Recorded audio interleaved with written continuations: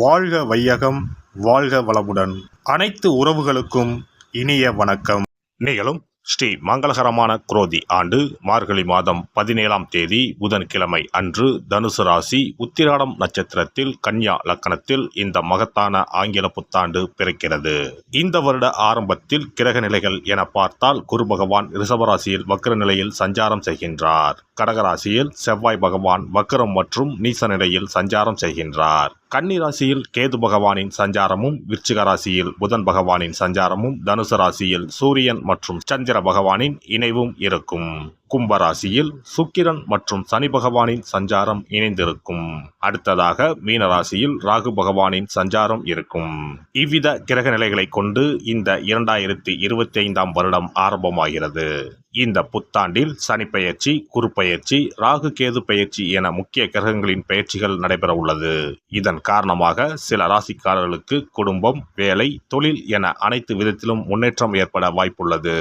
பிப்ரவரி 4ஆம் தேதி குரு பகவான் ரிஷபராசியில் வக்ர நிவர்த்தி அடைகிறார். மார்ச் 29ஆம் தேதி சனி பெயர்ச்சி நடைபெற உள்ளது. சனி பகவான் கும்பராசியில் இருந்து மீனராசிக்கு இடப்பெயர்ச்சி ஆகின்றார். மே மாதம் 14ஆம் தேதி குரு பகவான் ரிஷபராசியில் இருந்து மிதுன ராசிக்கு இடப்பெயர்ச்சி ஆகின்றார். மே மாதம் 18ஆம் தேதி ராகு கேது பெயர்ச்சி நடைபெறும். ராகு பகவான் கும்பராசிக்கும் கேது பகவான் சிம்மராசிக்கும் இடப்பெயர்ச்சி ஆகின்றனர். இந்த கிரக அமைப்பு மற்றும் பெயர்ச்சியினால் உங்கள் வாழ்வில் ஏற்பட போகும் சுபபலன் என்ன என்பதனையும், அசுப பலன் ஏற்படுமாயின் ராசிக்காரர்கள் செய்ய வேண்டிய பரிகாரம் என்ன, வழிபட வேண்டிய தெய்வம் யார் என்பதனை பற்றியும் விரிவாக காண்போம். பிறக்கப் போகும் இந்த ஆங்கில புத்தாண்டு உங்கள் வாழ்வில் வளமும் நலமும் செல்வ செழிப்பும் பெற்று வாழ்வில் உயரிய நிலையை அடைய எல்லாம் வல்ல எம்பெருமானை வேண்டி விரும்பி கேட்டுக்கொள்கிறேன். துலாம் ராசி அன்பர்களே, உங்களுடைய ராசிக்கு 6ஆம் வீடான எதிரி, போட்டி, பொறாமை, கடன், வைத்திய செலவு ஆகிய ஸ்தானத்தில் ராகு பகவான் 2025ஆம் ஆண்டு மே மாதம் வரைக்கும் பயணம் செய்வதால் கடன் அடைபடும். தீராத நோய்கள் தீரும். பிரச்சனைகள் அனைத்தும் முடிவுக்கு வரும். போட்டி பொறாமைகள் நீங்கும். தொழில் முயற்சிகள் கைகூடும். படித்து முடித்து வேலை தேடுபவர்களுக்கு நல்ல வேலை அமையும். பதவி உயர்வு கிடைக்கும். 2025ஆம் ஆண்டு மே மாதத்திற்கு பிறகு வருமானம் அதிகரிக்கும். காரணம், கேது பகவான் லாபஸ்தானத்திற்கு செல்ல போகிறார். குரு பகவானின் பார்வையும் உங்கள் ராசிக்கு கிடைக்கப் போவது கூடுதல் சிறப்பு. அஷ்டம குருவினால் கஷ்டங்களை அனுபவித்த துலாம் ராசிக்காரர்கள் பாக்கியஸ்தான குரு மற்றும் லாப கேதுவினால் மன நிம்மதி, மகிழ்ச்சியை அனுபவிக்கப் போகிறீர்கள். மனதிற்கு நெருக்கமானவர்களால் புதிய அனுபவம் உண்டாகும். மனதை குழப்பிய சில விஷயங்களுக்கு தெளிவு பிறக்கும். மறைமுக எதிர்ப்புகளை வெற்றி கொள்வீர்கள். வியாபாரத்தில் புதிய வியூகங்கள் கை கொடுக்கும். வெளியூர் பயணங்களின் மூலம் ஆதாயம் உண்டாகும். உடல் தோற்ற பொலிவில் சில மாற்றங்கள் ஏற்படும். வருமான ஆதாரங்களை மேம்படுத்துவீர்கள். கனிவான பேச்சுக்களால் அனுகூலமான சூழல் உண்டாகும். புதிய நபர்களின் ஒத்துழைப்பு கிடைக்கும். புதிய பயிற்சிகளில் ஆர்வத்துடன் கலந்து கொள்வீர்கள். ஆன்மீக சுற்றுலா செல்வதற்கான சில வாய்ப்புகள் ஏற்படும். எதிர்பாராத சில வரவுகள் உண்டாகும். கற்பனைகளை விட காரியங்களில் ஈடுபடுவது மேன்மையை ஏற்படுத்தும். பொறுப்பான சில காரியங்களின் மூலம் மதிப்பு மேம்படும். இளைய சகோதரிடம் இருந்து வந்த கருத்து வேறுபாடுகள் நீங்கும். நீண்ட நாட்களாக எதிர்பார்த்த மகிழ்ச்சியான செய்திகள் கிடைக்கும். வழக்கு சார்ந்த விஷயங்களில் திடீர் திருப்பங்கள் உண்டாகும். அரசு தொடர்பான உதவிகள் கிடைக்கும். கமிஷன் சார்ந்த வியாபாரம் கை கொடுக்கும். உடல் ஆரோக்கியத்தை பொறுத்தவரை சிறப்பாக இருக்கும். நீண்ட நேரம் கண் விழிப்பது மற்றும் கைபேசி பார்ப்பதை குறைத்துக் கொள்ளவும். பற்கள் மற்றும் இடுப்பு வலி சார்ந்த பிரச்சனைகள் குறையும். நார்ச்சத்து மிகுந்த உணவுகளை அதிகம் எடுத்துக்கொள்வது நன்மையை தரும். பெண்களை பொறுத்தவரை கனிவான பேச்சுக்கள் நல்ல மதிப்பை உருவாக்கி கொடுக்கும். குடும்பத்தில் ஒத்துழைப்பு அதிகரிக்கும். பொன் பொருட்கள் மீது ஆர்வம் ஏற்படும். புதிய வீடு மற்றும் மனை வாங்குவது சார்ந்த எண்ணங்கள் கைகூடி வரும். மனதளவில் இருந்து வந்த குழப்பங்கள் நீங்கி தெளிவு பிறக்கும். புதிய முயற்சிகளில் மாறுபட்ட அனுபவம் ஏற்படும். மூத்த உடன்பிறப்புகளிடம் சூழ்நிலைக்கு ஏற்ப அனுசரித்து செல்வது நன்மையை தரும். மாணவர்களுக்கு கல்வியில் மாற்றமான வாய்ப்புகளும் சூழ்நிலைகளும் ஏற்படும். திறமைகளை வெளிப்படுத்துவதற்கான வாய்ப்புகள் அமையும். போட்டிகளில் ஆர்வத்துடன் கலந்து கொள்வீர்கள். வெளியூர் மற்றும் வெளிநாடு சென்று படிப்பதற்கான உதவிகள் கிடைக்கும். புதுவிதமான கல்வி சார்ந்த துறைகளில் ஈர்ப்பு உண்டாகும். பணிபுரிவோருக்கு உத்தியோக பணிகளில் தனித்திறமைகளை வெளிப்படுத்துவீர்கள். நவீன தொழில்நுட்பங்களால் ஆதாயம் அடைவீர்கள். சக ஊழியர்களிடத்தில் விட்டு கொடுத்து செல்வதால் ஆதாயமான பலன்கள் உண்டாகும். பணி சார்ந்த புதிய மாற்றம் ஏற்படும். திடீர் செலவுகளால் கையிருப்புகள் குறையும். சிலருக்கு எதிர்பாராத இடமாற்றங்கள் உண்டாகும். வியாபாரிகளுக்கு தொழில் வியாபார பணிகளில் முன்னேற்றமான சூழல் ஏற்பட்டாலும் அதற்கான உழைப்பும் அதிகமாக இருக்கும். எதிலும் பொறுமையுடன் செயல்படுவது நல்லது. பயனற்ற விவாதங்களை குறைத்துக் கொள்ளவும். ஜாமீன் சார்ந்த விஷயங்களில் சிந்தித்து செயல்படுவது நல்லது. அரசு வழியில் எதிர்பார்த்த சில உதவிகள் விரயங்களுக்கு பின்பு கிடைக்கும். அபிவிருத்திக்கான சூழல் சாதகமாக அமையும். கலைஞர்களுக்கு கலைத்துறைகளில் சில நுட்பமான விஷயங்களை புரிந்து கொள்வீர்கள். செயல்பாடுகளில் சோர்வின்றி செயல்பட்டால் மதிப்பும் பரிசும் கிடைக்கும். எதிர்பார்த்த வரவுகளில் ஏற்ற இறக்கம் உண்டாகும். விலகிச் சென்றவர்களை பற்றிய சிந்தனைகள் தோன்றி மறையும். மூத்த கலைஞர்களுடன் அனுசரித்து செல்லவும்.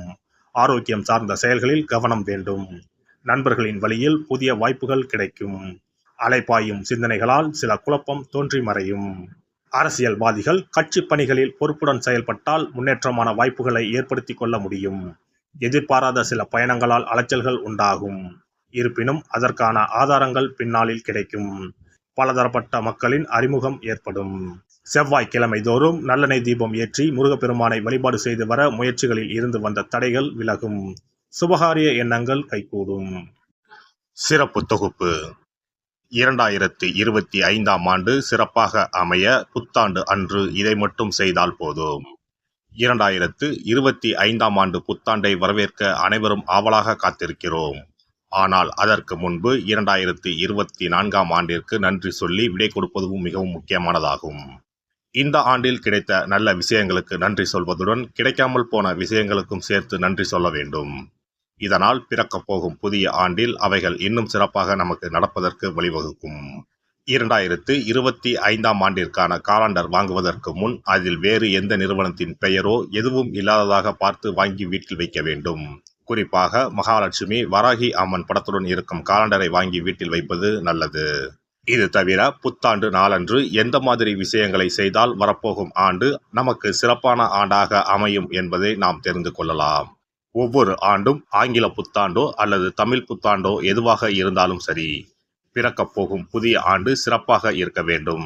இந்த ஆண்டிலாவது நம்முடைய கஷ்டங்கள் தீர வேண்டும் அல்லது நினைத்த காரியம் கைகூட வேண்டும் என்று அனைவரும் நினைப்பதுண்டு. ஆண்டு முழுவதும் நல்லபடியாக அமைய புத்தாண்டு அன்று நாம் சில விஷயங்களை மேற்கொள்ள வேண்டியது ரொம்ப முக்கியம். இதனால் புதிய ஆண்டு உங்களுக்கு ஆரோக்கியம், சந்தோஷம், செல்வ வளம் நிறைந்த ஆண்டாக அமையும். புத்தாண்டு அன்று காலையில் எழுந்தவுடனேயே நாம் குளித்து விடுவோம். அப்படி நாம் குளிப்பதற்கு முன் குளிக்கின்ற நீரில் 3 முக்கியமான பொருட்களை சேர்ப்பது மிகவும் நல்லது. அந்த தண்ணீரில் முதலில் சிறிது கல்லுப்பை சேர்க்க வேண்டும். கல்லுப்பு நமக்கு இருக்கும் கண் திருஷ்டி, எதிர்மறை ஆற்றல்கள் ஆகியவற்றை அகற்றிவிடும். அடுத்ததாக சிறிது மஞ்சள் தூளை அதில் சேர்க்க வேண்டும். இதுவும் எதிர்மறை ஆற்றல்களை நீக்கி வாழ்வில் மங்களங்களை நிறைய செய்யும். மூன்றாவதாக சிறிது சுத்தமான பாலை சேர்க்க வேண்டும். அது பசும்பாலாக இருப்பது மிகவும் சிறப்பானது. இவை மூன்றுமே மகாலட்சுமியின் அம்சமானவை என்பதால் இவற்றை நீரில் கலந்து குளித்தால் அந்த ஆண்டு முழுவதும் நமக்கு மகாலட்சுமியின் கடாட்சம் கிடைக்கும். அடுத்ததாக புத்தாண்டு அன்று காலையில் வீட்டின் வாசலில் சிறிதளவு மஞ்சள் தடவி அதன் மீது அரிசி மாவில் கோலமிட வேண்டும். அதன் மீது ஒரு அகலில் மஞ்சள் நிற திரியிட்டு நெய் விட்டு தீபம் ஏற்ற வேண்டும். அதற்கு பிறகு வீட்டிற்குள் நல்லெண்ணெய் தீபம் ஏற்றி அன்னாசி பூ நறுமணம் கொண்ட ஊதுபத்தியை ஏற்றி வைத்து வழிபட வேண்டும். இந்த ஆண்டில் வராகி அம்மனை வழிபடுவது சிறப்பானது. இதனால் வெற்றிகளும் மகிழ்ச்சிகளும் கூடும். அதேபோல் புத்தாண்டு அன்று இரவு 9 மணிக்குள் சில முக்கியமான பொருட்களை வீட்டின் பூஜை அறையில் வாங்கி வைத்து வழிபடுவதால் வீட்டின் பொருளாதாரத்தை அதிகரிக்க செய்யும். ராகு காலம், யமகண்டம் இல்லாத நேரம் புதிதாக தேங்காய் ஒன்றை வாங்கி வீட்டின் பூஜை அறையில் வைத்து வழிபட வேண்டும். அதன் பிறகு அதை எடுத்து சமையலுக்கு பயன்படுத்திக் கொள்ளலாம். தேங்காய் மங்களத்தின் அடையாளமாக கருதப்படுகிறது. இந்த பொருளை வீட்டில் வாங்கி வைப்பது மிகவும் நல்லது.